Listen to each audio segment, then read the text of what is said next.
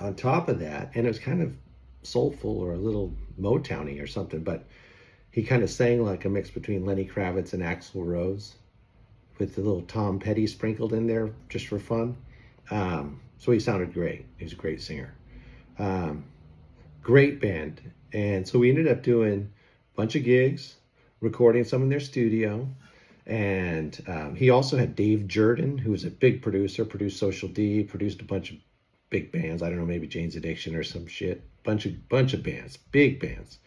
Um, but he came in and sat with us when we were just jamming in the studio. I think we were actually showcasing, but nobody really told me. I was just a hired gun, you know. I just need to play my parts and not screw it up. I keep my mouth shut. So that's what I did. And then we went to CMJ because the band was getting a little bit of buzz, you know.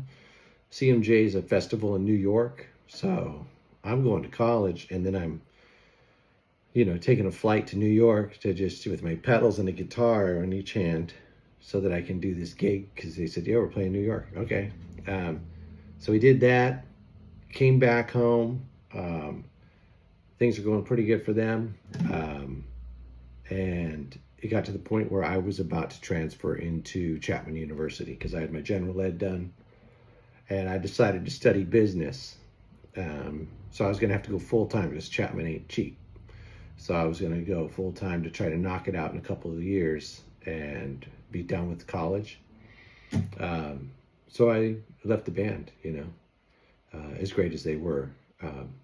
Good news is they still got a record deal like a couple of years later on Revolution. I think they were just a 3-piece though, so I didn't feel so bad. I didn't feel replaced, but I did feel like they maybe could have been better if I was still in the band. I don't know. I'm biased though, but it was a good record.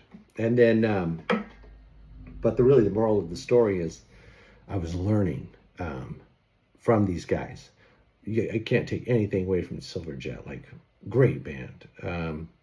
And I learned a lot from Luke as a songwriter, guitar player type of thing. I thought he was really good, especially on if you're going to write a song, make it tight. You got to make the parts tight. It's that way. The only way to play it right is to play it tight. And then this was kind of like goodbye to Los Angeles, goodbye to Hollywood for me. Because I was just like, I got to go get my life ready to go. Because I got this business thing that's calling me. I got to finish this school before I can do anything else.